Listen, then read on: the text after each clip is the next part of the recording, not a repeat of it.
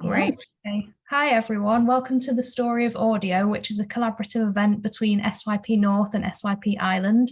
I'm Emma, and I'm the chair of SYP North, and I'm joined by Jess, the chair of SYP Ireland. We'll be hosting this event today, which will be discussing authenticity in audiobooks. We have some amazing guest speakers with us today, and we're very grateful that they've taken the time to chat to us this evening. We're hoping to have around 10 to 15 minutes for audience questions at the end, so if you just submit them in the Q&A box at the bottom, that'd be great. But for now, I'll let our speakers introduce themselves. So if you could just tell us a bit about your role, how you got into your position, and a bit about your involvement in audiobooks, and that'd be great. So should we go to Charlotte first, if you're ready? Yeah, so I'm Charlotte. I'm the publishing assistant at UCLan Publishing. I kind of got the job I studied on the MA publishing course that's at UCLan. So I was there as a student and then just fell in love with the business and the process and the way they do stuff. There was a job opening, I applied, and here we are now. So with audiobooks, my kind of mixed role is kind of getting them organised, helping decide who's going to record, what we're going to record, and helping the editor edit and bits of everything in between, really. Sounds great, thank you. Fionnuala? Hi, thanks, Emma. I'm one of the directors in Skein Press, along with Gráinne O'Toole and Nidhi Zachariah-Ipe. So I worked in Irish language research, translation, and editing for a long time, and then for a very small Irish language publishing company called Cuislifa, who were small but kind of quite dynamic. And I learned a huge amount there. And then in 2017, myself and Gráinne founded Cuislifa, or founded Skein Press. And then Nidhi joined us a couple of years later. So there's now 4 of us working in the company, still very small. We've published just 6 books and only 2 audiobooks.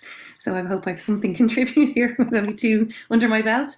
But so I work on editing and all book production, including audio, as well as rights and contracts. And we're a very small company, so anything that comes my way. Amazing, thank you. And then Ellie? Hiya, I'm the marketing assistant at Saraband, which is a small press based in Manchester. Like Charlotte, I still currently study MA publishing, but I study at MMU in Manchester. And I started working at Saraband in February last year, so almost a year ago. And my main role in audiobooks is the marketing, but I do a little bit of proof listening as well, which is quite fun. Yeah. Well, thank you all so much for joining us tonight, and to the audience as well for watching. So we'll kick off the discussion, as Emma said, all about kind of authenticity in audiobooks, but we'll go back to the kind of start and talk just about the process of audiobooks, because it's a little bit different from normal publishing and a bit different from how you kind of create a book. So I'll ask each of you if you could just take us through kind of the beginning of the process. So how do you decide what books are made into audiobooks? And once that's decided, how do you choose a narrator? So Charlotte, I'll kick off with you on this question as well, if you don't mind. Oh, you're just on mute, the kind of the classic phrase for the last couple of years. You'd think that I'd be used to this by now, and I'm just obviously not, sorry. Yeah, so we kind of, because we're very small, we're a team of 2 basically, with kind of freelancers and everybody else who helps us. When it comes to picking audiobooks, what we've learned is anything local, people really kind of can get behind. So one of our biggest selling books is called Bath Street, which some of you might have heard of. It's based in Preston. Now, that was written by AJ Hartley, but Christopher Eccleston narrated the audiobook. Now, that was before my time, but it was just really important to have somebody who's northern to narrate the book, because it's based where it's based. It was pointless having somebody from down south who wouldn't know the area of Preston and wouldn't know kind of what the book's about. But I think for us, it's really important to try and keep that authenticity there as far as accents go. We went through a phase at the beginning of buying audio rights for all the books that we acquired, and then it got to a point where we were kind of sat on them. We didn't have enough time to do what we wanted to do and to create all the books. So then we decided to kind of limit the ones that we got audio rights for in the contract. And then there were instances where we'd got given a pot of funding and we found a perfect narrator, but we didn't have the rights, so we had to get an addendum. So we're still learning the craft in terms of audiobooks. But we do think kind of the local stories appeal more for us because we're Northern based. That seems to definitely help. Yeah, it's like almost that they would have an understanding of the nuances of the story, and that's replicated in the way that they are narrating the book. Yeah, I'm sure. Okay, amazing. Well, that sounds really interesting. And Fionnuala, I'll jump to you as well there. So Why the Moon Travels, I mean, that's one of the audiobooks that you've worked on. And it's very special for SYP Ireland as well, because we did it last year for one of our book club choices, and we're just completely in awe of just how beautiful it is as a collection of stories. So I would love to know kind of about the process behind both making the physical book and then the audiobook as well, because obviously this book is completely rooted in oral tradition and the storytelling and the rhythm of the voice. So did that kind of element of the traditional oral storytelling play a big part in deciding to make it into an audiobook? And whose decision was it to have Owen, the author, narrate the version?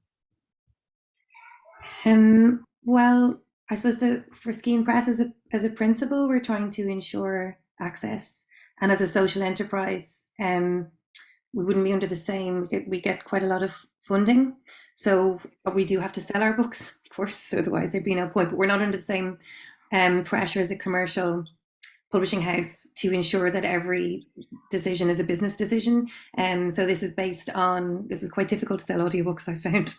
So this was based on the idea that we would ensure access to blind or visually impaired people, or people with a kind of any physical impairment, or people who access books in this way. So that would be kind of overall, we would prefer to make all our books available as audiobooks. Hasn't been possible yet. We've done two of 6 and are planning the rest, but it is an expensive process.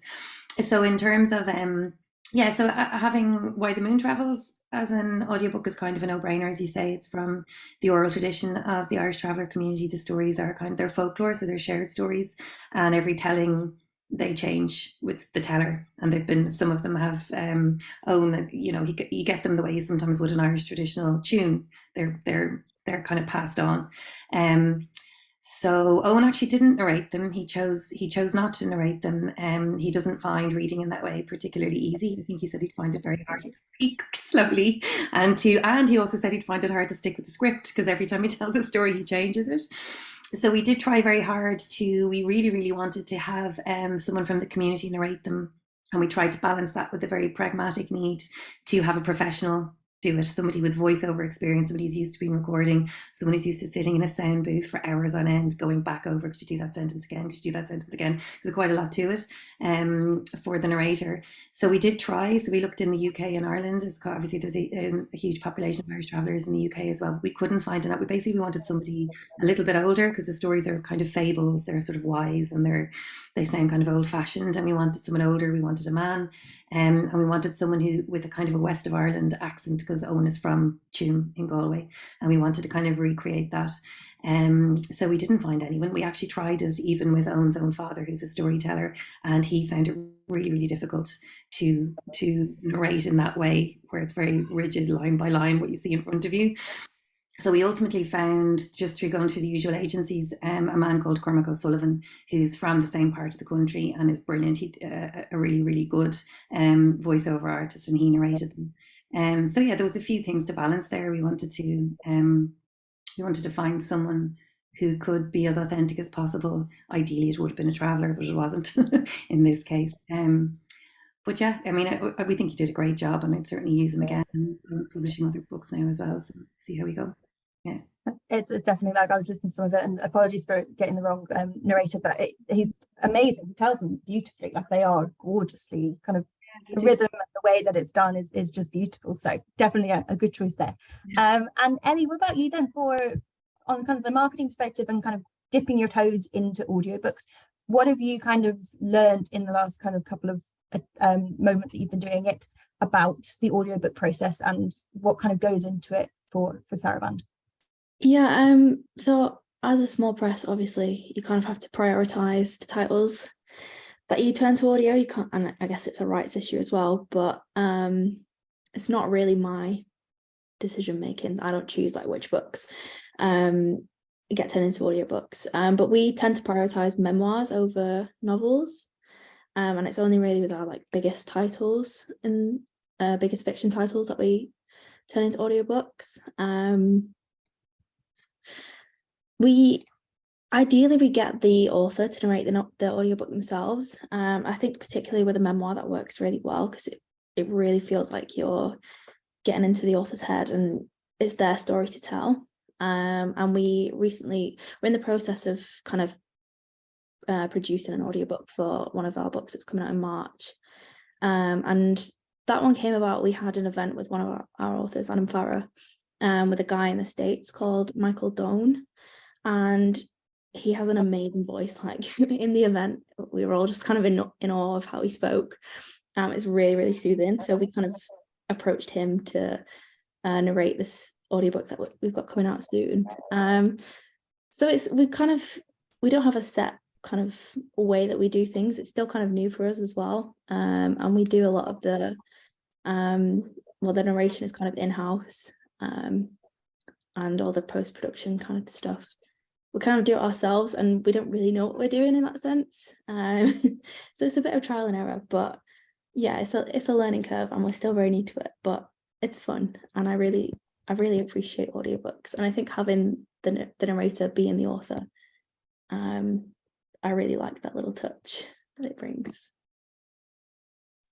That's great, thank you. I think that definitely it keeps the authenticity of the story and the memoir being told when it's the author themselves that can narrate it, because obviously they have written it in a specific way and they can narrate it to how they want the readers to hear it. And obviously this event is about keeping that authenticity in the audiobooks. So maybe we could have a bit of a chat about that, because historically we've found that many stories and broadcasts rely on a more generic accent rather than any regional dialects, especially I've noticed books published by bigger publishers, where they're perhaps trying to appeal to a larger audience. Why do you think we're seeing a change in how we tell stories? And do you feel that an oral retelling of a book or a story needs to have a narrator who's from the area or understands the life of the author? Because I think it helps build a connection between the author and the narrator, and then obviously to the reader as well, if they have that same dialect or that same upbringing. So if we go to Charlotte first and to chat a bit about that. Yeah, so I definitely agree that it definitely gives it authenticity. I just think that accents can communicate values and beliefs, and it shows identity and solidarity, and it kind of makes you proud to be who you are and where you're from. And there's a very outdated assumption that there's a link between accents and intelligence, which it just blows my mind that in this kind of day and age, that's still a thing. And it's easy to fall into that. I panic for some reason when I go to London, and every time I start off in my normal accent, and by the end of it I talk like Noel Gallagher, and I don't know why. I think I panic, and then that northernness just comes out as a show of like, well, this is who I am and this is the way I speak and I'm proud of it. But definitely, I just think that it's just important that all these different accents and dialects are celebrated, because we're not all the same. We don't all come from the same areas. And like you say, it brings that authenticity, and it's just important to just show some sort of diversity when it comes to accents. It just kind of, it doesn't put you in a box. And audiobooks open so many worlds for so many different reasons to so many people, and all these individualities need to be celebrated. If that answered the question. Sorry, I feel like I just went rambling on. No, that's great, thank you. I definitely agree with that, because I think definitely in the North as well, there is that strong sense of pride in where you come from. So I think having that recognition of someone having the same accent as you, it just represents a whole community of people. And like you say, it does improve diversity as well. So Fionnuala, have you got anything to add to that? Sorry, I'm not used to the Macs. I'm struggling with this. Yeah, I agree with Charlotte, absolutely. I think definitely as a just from a personal point of view, when I'm listening to audiobooks, I'm very, very happy to listen to a variety of accents and dialects and ways of speaking. I would enjoy that. From our point of view, particularly for the second audiobook we made, which is Unsettled, we did manage to find a traveller narrator. So Unsettled is a memoir. Actually, I'd love to talk to Ellie again about why they choose memoirs for audiobooks, because I got other advice from someone else. But so in that case, the memoir is written by Rosaleen McDonough, and Rosaleen is also a traveller woman, and she has a physical impairment. She's a wheelchair user, and she's really lived a very sort of diverse Irish life. Travellers are not really heard in the mainstream except in the context of social issues. So I think in this case it was really wonderful, even though the memoir does cover quite a lot of social issues. It was really wonderful to have Kathleen's voice be heard narrating it. So Kathleen Murphy she's not a professional voiceover artist, but she had been recorded narrating Rosaleen's work over the years for various radio programs and different things, and she did a really wonderful job, and it was really lovely to hear her voice and to hear her accent being recorded, and I think it was really important. I can see why the bigger publishers who are trying to sell, I don't know, hundreds and thousands of copies overseas and in the States and places like that would use a very generic accent that's going to be no challenge, because I think sometimes I've heard that US audiences in particular can find an unusual accent or an accent that's unusual to them to be very challenging and could very easily be kind of turned off by it. So I can see from a practical business point of view, but I think as smaller publishers, I think it's wonderful that we have kind of a bit more leeway where that's concerned and a bit more flexibility. Yeah, definitely. Especially as you say, when someone's got such a unique story to tell, you don't want to sort of discount that by having a generic way of telling that story. It helps to sort of emphasize the fact that it's someone's own personal history. So Ellie, have you got anything else that you want to say, especially because you mentioned Cold Fish Soup by Adam Farrar, he's from Withensea, or he moved to Withensea, and he narrates his memoir himself, doesn't he? Yeah, so he grew up, I think, in Surrey. He was born somewhere in the south, and he has a southern accent, but something that's kind of really integral to his story is he moved to Withensea, which is in East Yorkshire, I think when he was about 12 or 13, and he really felt like an outsider when he first moved there. So him having a southern accent, even though most of this story takes place in the north, it really works, and obviously it's him anyway, so it's his story, so that works in that sense. But I think, as you said before about the bigger publishers kind of relying on generic accents, I feel like it's kind of, I know we talk about this a lot in the regional SYPs, that it's maybe indicative of the wider publishing problem that everything kind of is in London, and I feel like for some Londoners it's kind of hard to imagine people outside of London, and I feel like that maybe not so much nowadays, that the focus on kind of diversity in regions as well, within publishing, but now that that's kind of more important, and different stories and different cultures and different lives, we're getting to learn more about those kind of things. But I definitely think maybe 10 years ago that generic accents were a thing, because maybe people didn't realize that other accents were kind of, not that they didn't exist, but that they weren't like nice to listen to or really enhanced a story. And I think that is what is really special about Adam's book, Cold Fish Soup. It's his story, and him reading it really brings it to life, and he's really funny. The book's really funny as well, and obviously they're his funny stories and anecdotes, and he talks about his mum, who just seems like the most fun woman in the world, and him narrating that, really, it sucks you in, and you really feel you're really like right there with him in the story. And I don't think you could get that if it was someone else, even someone with a Yorkshire accent. I don't think you would quite get the same result that you get with Adam narrating it himself. Yeah, that's exactly it. It's his own story, so you want him to be able to tell it to the readers. And it goes back to what Charlotte said about diversifying publishing, and like you said, just reminding people that there is publishing outside of London, there's storytellers outside of London as well. That's great. So for the next question, I thought we could chat a bit about the production marketing of the audiobooks that you do? So obviously this might tailor a bit more towards Ellie, but what's the impact from a marketing and production perspective of having a narrator with the same accent or dialect as the author, or even the narrator being the author themselves, like we chatted about with Coldfish Soup?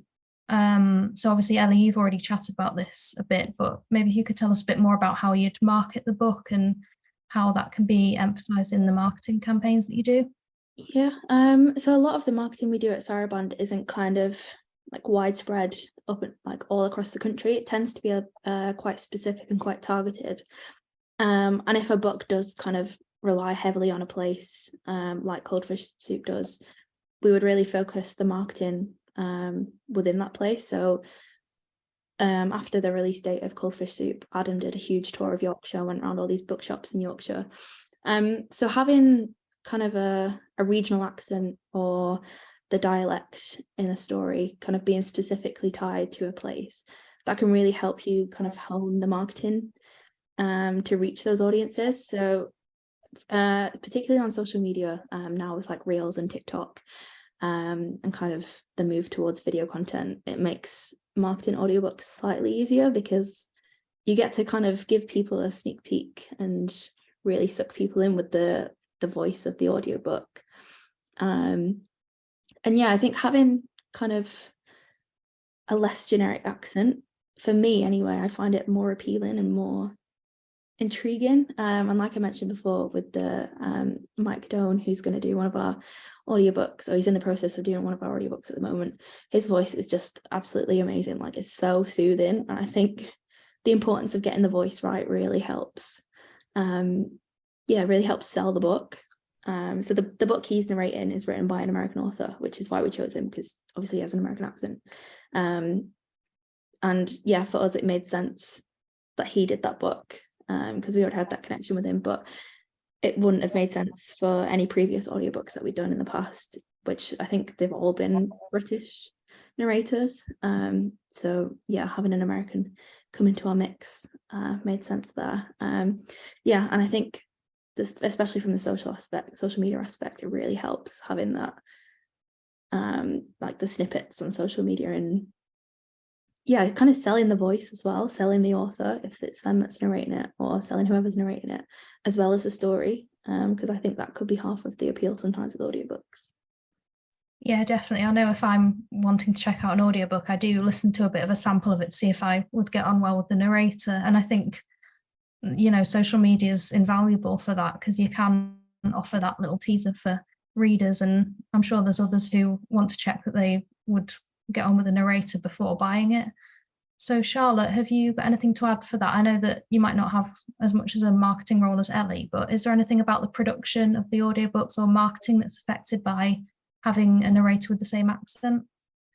I mean, we could probably do with an Ellie on our team, to be honest, because our marketing for audiobooks it needs to be a lot better than it currently is. But yeah, I mean, I just think it's massively important. So we were contacted a few years ago by Orion to record the audiobook for What Makes Us Stronger by Freya Lewis, which is a book about the Manchester Arena bombings at the Ariana Grande concert.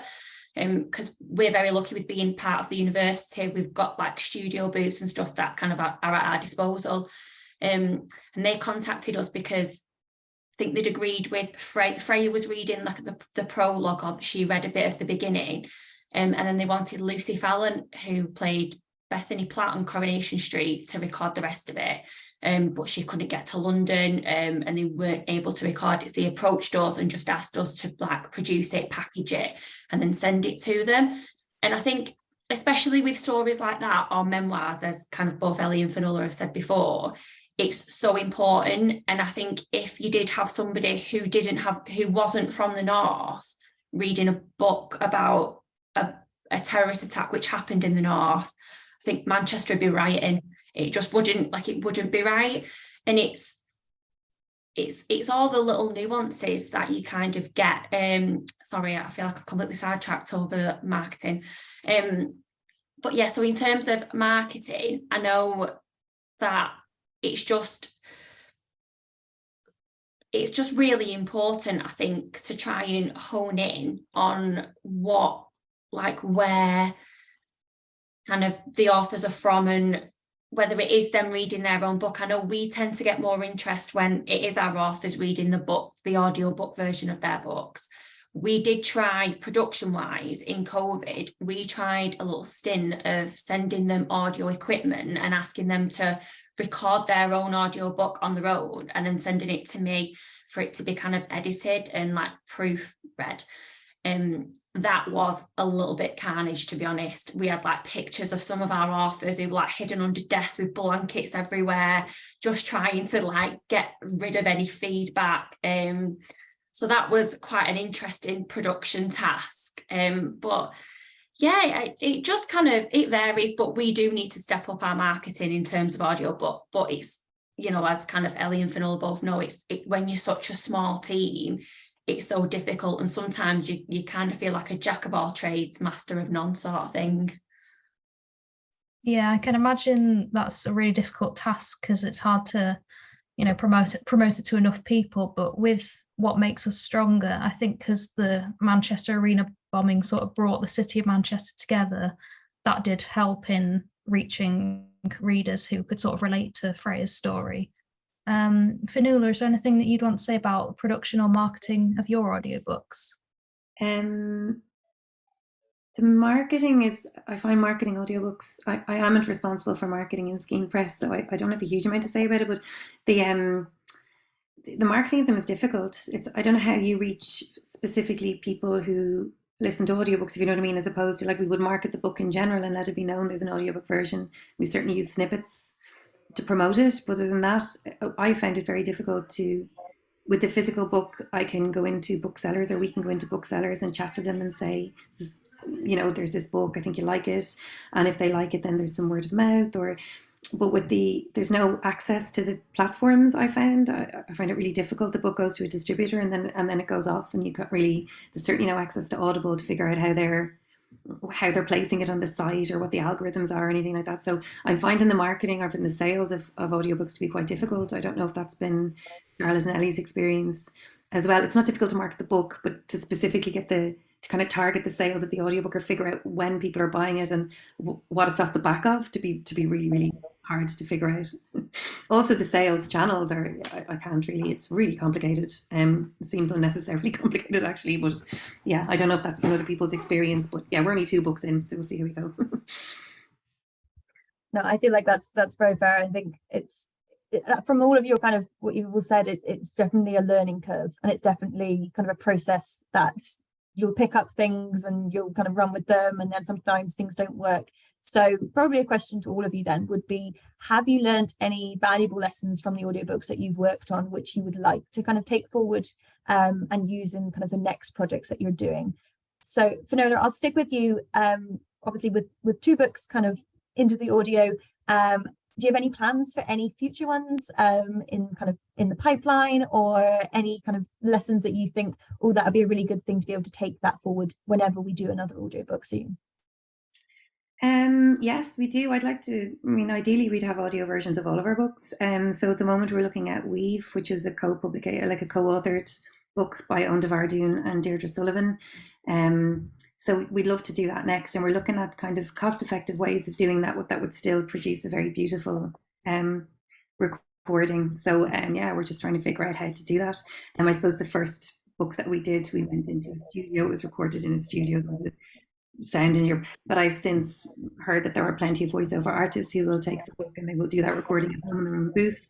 That saves an awful lot of time. Obviously you have to get all the post-production done, which is not something we can do in-house. So that would always have to be given out to a freelancer, or to a professional.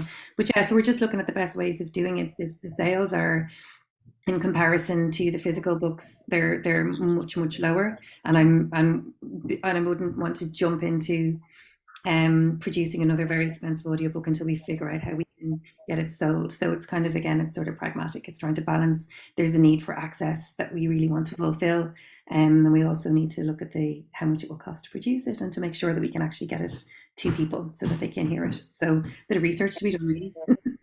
Yeah.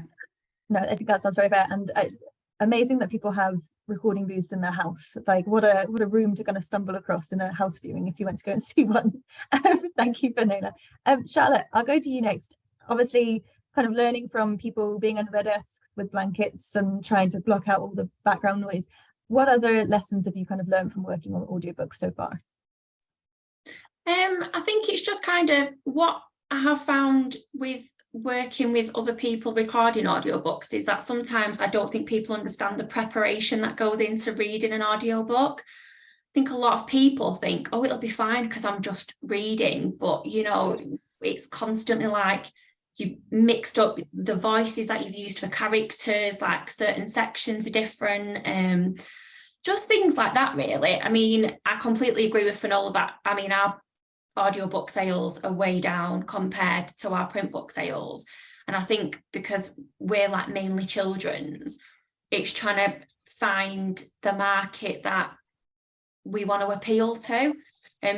One thing that did work for us with one of our picture books is we did a QR code, so you know you could like listen along to the story as you were flicking through, and we were really lucky because Sarah and oh god, this is really rude, I've completely forgotten her name.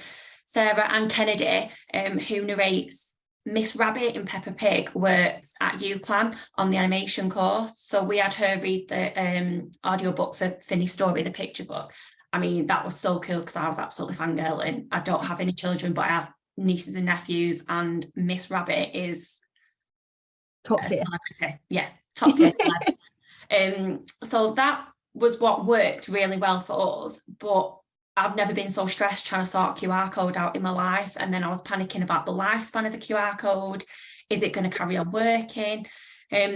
So that worked really well. But obviously you do that for every book that you've got, because you'd make no money, because it does cost a lot of money to make an audiobook, especially you want to pay people fairly, and people should be paid fairly, but it's not an easy task. But I'd say the biggest is people underestimating how difficult it is to read an audiobook or narrate one.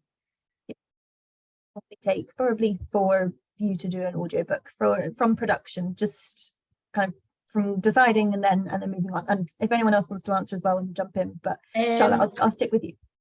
It would probably take us a good like 2 months to get it kind of completely booked in and packaged, like with the end result.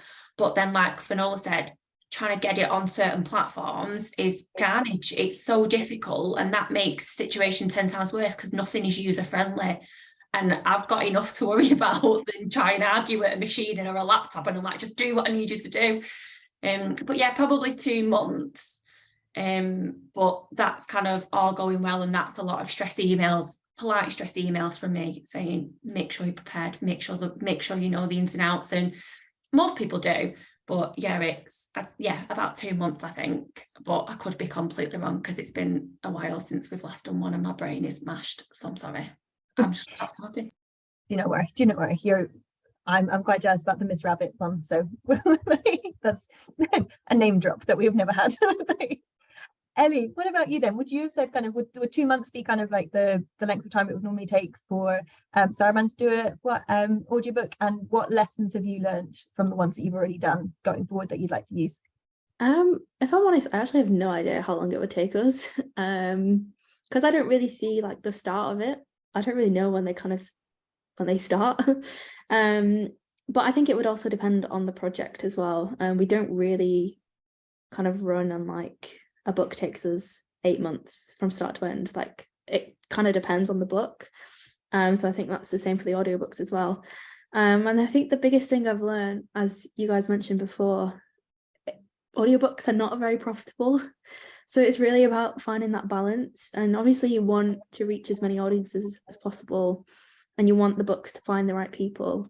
And for some people, they only listen to audiobooks. So you could be missing out on whole chunks of audiences by not making an audiobook, but it's really difficult to make that money back. So we really have to think carefully about which books we produce as audiobooks, which is why we tend to only go for the memoirs typically, because most of the time the authors are willing to kind of tell their own story, which is nice. And I think that is a really great selling point, that it is narrated by the author. I listened to Bernadine Evaristo's memoir manifesto at the start of this year, and I loved it. She narrates it, and I just felt like I knew her so well by the end of it, because it was her as well. Like, I'd seen a few interviews with her, so I knew what her voice was like, and it really felt like she was just chatting to me down the phone, which was nice. But yeah, I think you really have to be sure that this book is right for audio, and it's so time consuming. And as a small press, there's only 3 of us. Like, we don't have all the time in the world, and it's about prioritizing, I guess, because I think the physical books are much more profitable than the audiobooks. But equally, you don't want to neglect the audiobooks, and it's a bit of a vicious circle, I guess, because you don't want to put all this time and money and effort into an audiobook. It's not going to sell. But then if you don't put all the money and time and effort into an audiobook, it's not going to sell. So yeah, it's tricky. And yeah, I think as small presses, as you said, with like Audible and all the rest of them, it's not always the easiest thing. No, it's definitely doing it for like kind of the love of it, and there's kind of going back to what Fionnuala said about accessibility and giving that option for readers to be able to enjoy the stories. For the memoirs, would you have authors when they're in there kind of in the booths for hours on end redoing passages, or would they normally kind of obviously know the story that they're telling and be able to do it pretty much in 1 or 2 goes? Yeah, so when we did Cullfish Soup, I know Adam kind of had like a day or 2 of solid reading, and then a few weeks later there was a few re-records. I think, to be honest, most of it is more like the technical side of it rather than like mistakes, or I don't know, the way they phrase something, or the inflection of the voice. We've been really struggling about we've moved providers in the US, and they want all these technical aspects of kilohertz and all this stuff that we don't really understand. So we've had to redo a few bits so it fits the right spec, because otherwise I think Audible just kind of reject it. So that's been a bit tricky. And I think that's probably what takes the longest, is because we're not audio professionals. We don't really know what we're doing in terms of the technical stuff. So that's been quite tricky, and maybe slows us down quite a bit as well. But then it's just completely, it's a learning experience, isn't it? Yeah. That's what everyone's kind of saying. Yeah. Lots of challenges and bridges to cross, but it sounds like super complicated. They sent us all this stuff back about spec, and then it actually was quite an easy task, but we'd spent like days faffing over it, and we're like, we don't know what this means, and it was actually like a 10-minute task, so it's kind of frustrating as well. But now you know for next time it will be 10 minutes. I guess with talking about learning curve and like learning on the job sort of thing, it kind of links to what I wanted to ask about, if you had any misconceptions about producing audiobooks, both from a person who works in publishing, but also as a reader. So do you tend to gravitate towards narrators that you can relate to as a reader, and that you can recognize in your own upbringing, your own life? And also, as someone who works in publishing, do you tend to gravitate towards those sort of narrators as well? And it kind of links back to what we've already said about what you've learned in working on audiobooks. But is there anything that you've changed your perspective on now that you have worked on a few of them? So if we go to Fionnuala first. I didn't listen to a huge amount of audiobooks before we started producing them, and even now I would tend to gravitate towards memoir and non-fiction for audio, and if it's fiction I read. I would prefer to read a physical book. Nothing has really changed for me, really, have to say, from producing audiobooks. I had an idea of what might be involved, because I have an idea of what's involved in writing a physical book, and I know it's a little bit different, but I knew that there would be a whole lot more that goes on than just sitting down and writing a book, so I knew it would be more complicated. I knew it would take time, and then I knew you would need that the narrator would find it easier if they had some experience. But other than that, no, I don't know if I've answered your question. But yeah. That's great. Yeah, I guess with this, you're working on your second one at the moment. Maybe as you do more, you might change your mind about something. But I guess that's good that your opinion from before has been solidified in the work that you've been doing. Charlotte, is there anything that you changed your mind about or that you thought differently before you started working on audiobooks? I mean, I've always been quite a fan of audiobooks because I live in Manchester, work in Preston. It's at least an hour and a half if the traffic's a bit rubbish. So I've always got like either a book on or some music. So I've always been a big fan. But I think a lot of people kind of begrudge paying a certain amount of money for an audiobook, but they don't realise the time that it takes to make one and the money it costs. Like I know we have got kind of recording facilities on campus, but other books that we've kind of had to pay to be produced and whatever, it's really expensive. And I understand kind of people's, you know, why people don't want to spend a fortune on things anymore, but I think kind of more needs to be known about how long it takes and definitely what goes into making an audiobook, and that kind of might help because it's somebody's looking at it and thinking, oh well, that's only X amount of hours, I don't want to buy it. But you know, it's just time and money. That's the only thing, to be honest, that kind of blows my mind about audio. That, and when you're recording, the restrictions of what people like should and shouldn't eat blows my mind as well. I've been with Brian, one of our technicians, and he's like, right, no Coke, no milk, no this. And I'm like, right, Brian, like, calm down. Like, what do you mean? And he just says, because you'll get like gurgles and every little noise is picked up on that microphone that you wouldn't even expect. But yeah, that's it really, if I've answered that question. Yeah, that's true. And I guess it's the thing about people taking time out of their day to record the audiobooks, like especially, you know, you mentioned Lucy Fallon doing your audiobook. You know, she's an actress, she's probably got other things to do as well. And if you have to keep doing re-records just to make sure it's absolutely perfect, then it's going to take a lot of time and need a lot of investment. Is there anything that you'd want to add to that, Ellie?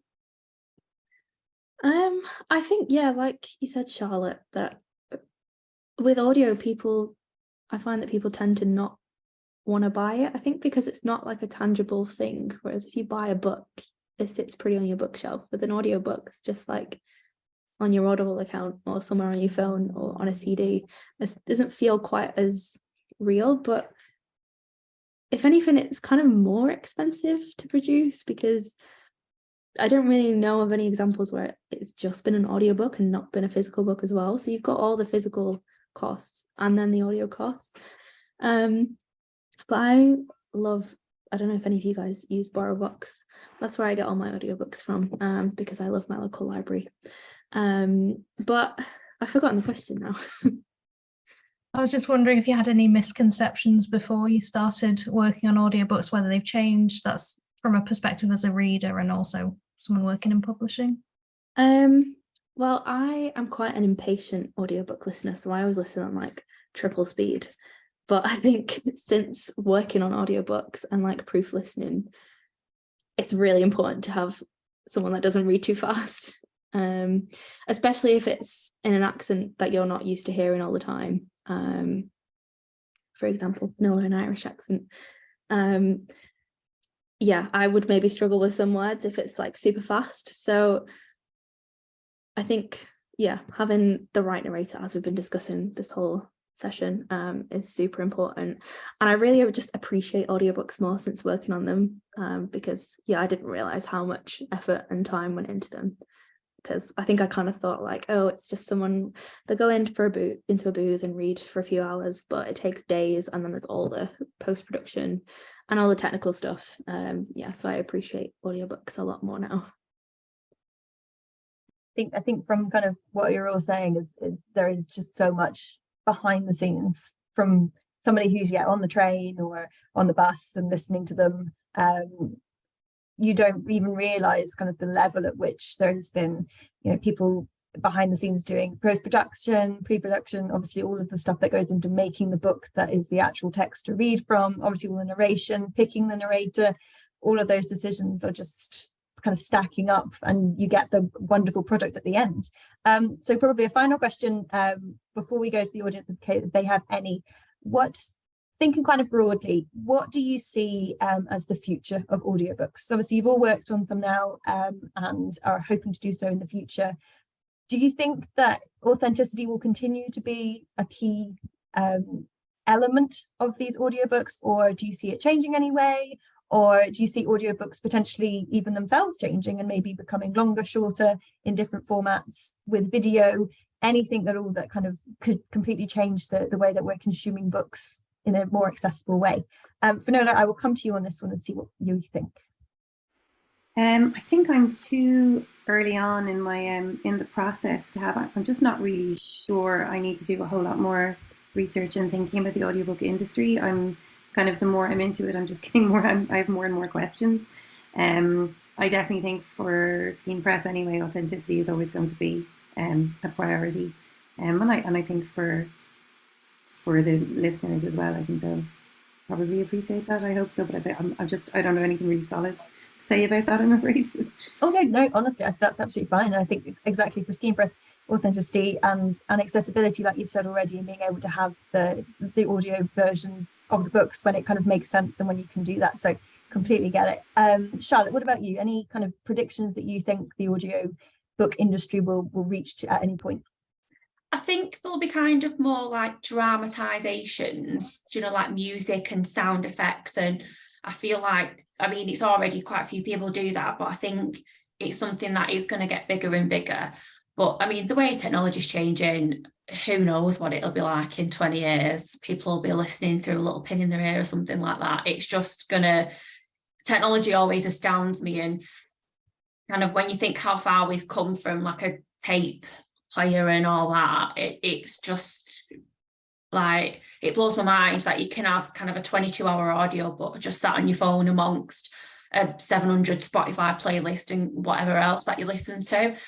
So I think as technology advances, it is going to advance. But I think as far as authenticity, it can only go one way. Kind of, it can go back, if that makes sense. Like, we just need to push forward with it. And I think kind of small presses doing what they do are massively important in making that change and kind of getting everything away from the, is it received pronunciation? Is that the what? Yeah, kind of moving it away from that and getting more accents and dialects and everything else thrown in the mix. I just hope kind of children's audiobooks take more of a, like, grow more, to be honest. I mean, obviously we're not a massive publisher, but I think a lot of people are quick to dismiss children's publishing when at the end of the day, we're kind of curating these readers that go on to read as adults. And I just think it's really important that children's audiobooks are kind of carried on being made, and that, you know, they kind of have people take more of an interest in them. I think that completely, because it is definitely a different experience as well listening to an audiobook. And I can imagine as a child listening to one and having all the noises and the sounds and being able to imagine what's going on and being like completely immersed basically in that book would just be amazing as an experience. How, to pick you up on that actually, just as out of complete curiosity, when you're doing all the sounds in these children's books, how do you kind of marry that with the narration, or what is the kind of discussions that go in behind the scenes of, do we put a car honking or a sheep barring? Like how are those conversations had, and what kind of goes into those decisions? It's not something we've done yet in any of our books. I've just kind of like listened to odd books, and I know on the publishing course, the students have an audiobook module, and they were kind of like playing around with it at one point. So in terms of kind of like making those decisions, I'm not quite sure how it happens with other publishers, but I just think it's a great thing to happen. Like when you're a kid and you're listening to these stories and you've got these pictures in your mind, because like not everybody likes physical books. Not all kind of kids appeal a book. It's scary and daunting to them, whereas an audio book, like you say, they're just immersed in another world. But I don't know, but hopefully it's something that we'd be able to do in the future. Definitely. I love that idea. And Ellie, what about you? Any predictions that you have for audiobooks in the future, or things that you would like to kind of see happen or that you'd like to work on?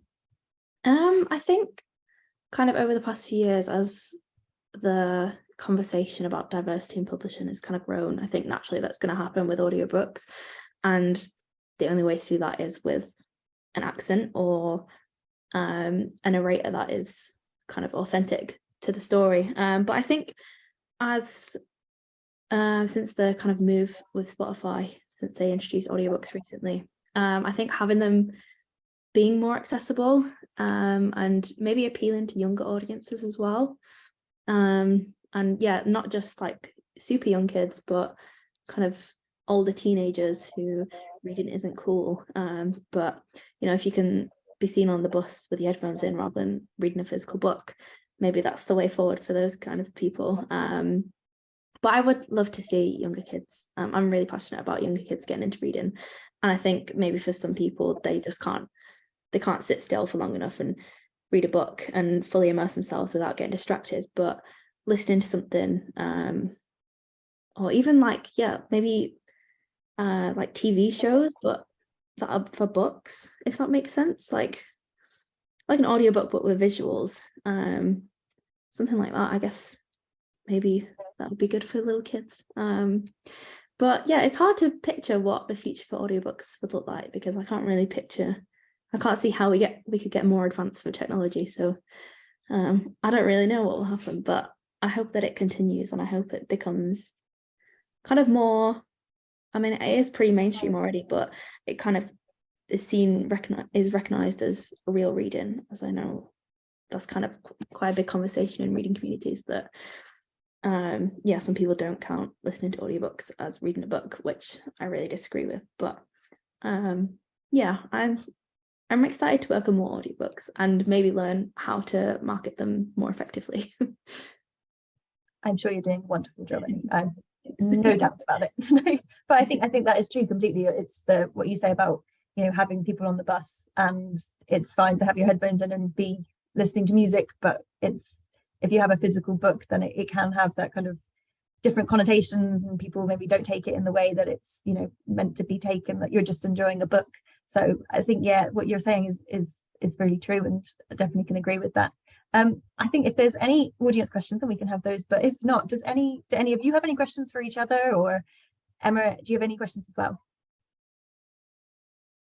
I was going to ask about, because we talked about the future obviously quite a lot, but I've noticed that some bigger publishers seem to be recognising that not everyone's from London, so they are sort of having more regional accents and things. So like with Marianne Keyes, she's narrating her books like Rachel's Holiday, and obviously she's got an Irish accent. So just a generic question to anyone who wants to answer: do you think the bigger publishers will follow the trend of smaller publishers to enhance that authenticity? And, you know, as we recognise that publishing does need to be more diverse and audiobooks have become more commonplace, do you think that'll happen with making you know, the bigger publishers getting more authentic narrators? Just anyone who wants to answer that one. I hope that they do, but they need to take a step away from all these celebrity books first, don't they? If I see one more celebrity book, audiobook or otherwise, I'm going to scream. And I read today that HarperCollins have got Boris Johnson's memoir. I think we've all heard enough of him. Nobody cares about what he's got. Well, I don't anymore. Sorry, that shouldn't get political. But it's these, I think that's part of the problem. Kind of all these celebrity books just take up so much space. And as small presses, you kind of just like fighting through it all, kind of saying, well, what about us? Like, look at us, recognise us. Sorry, Emma, the premise of your questions just absolutely left my brain. That's okay. I'm just wondering if you think that the bigger publishers will follow the smaller publishers. You kind of touched on it already, but do you think that they'll continue that trend of having more authentic narrators? I think they should. I mean, they should do, because they've not got as much to lose, because they've got money, they've got the means, and they've got abilities, whereas kind of small presses like us are kind of trying to create waves, and we take much more risks than they do, because they've got the security, the bigger publishers. So I hope that they do. They should do, but who knows? I feel like they're kind of a rule to themselves, aren't they, sometimes? Not that I'm bitter. But yeah, I just think they should do, definitely, because there's a lot to be celebrated within various accents, and, you know, we can't all just sound the same and be the same. That's just not what the world is. Yeah, that's very true. And I think with smaller presses, there is that sense of pride in where they're located and where their authors are located. So obviously that's going to be reflected in their audiobooks. But hopefully, you mentioned it, you know, the bigger publishers might have seen it as a risk, but hopefully they can see it as less of a risk, because, you know, there is an audience for those audiobooks who they're reflecting the lives and the experiences of their listeners. Fionnuala or Ellie, is there anything you want to add to that? I don't really have anything to add other than I also hope that they do. Yeah, I think as we've discussed all evening, I think it's just so important to have the right narrator for your book. And I think it really just helps you immerse yourself in the story. If it's a book set in Newcastle, if it's a Geordie narrator, like, it just makes sense, and I don't understand why you wouldn't do that. So yeah, I hope that they do. Yeah, I agree. I hope that, you know, there's more recognition of the importance of how it reflects the story trying to be told, and you know, it just enhances the audiobook, and it means that the author's telling the story that they want to tell it. So let's hope that the bigger publishers sort of recognize that. I think I can't see any questions in the Q&A. Can you see any, Jess?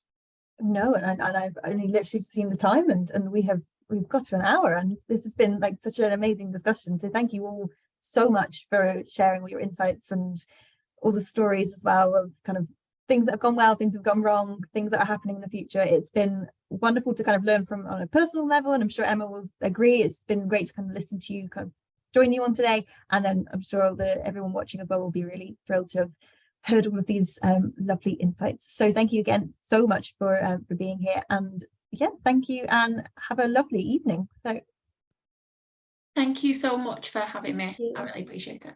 Thank you. Thank you. Guys. Bye.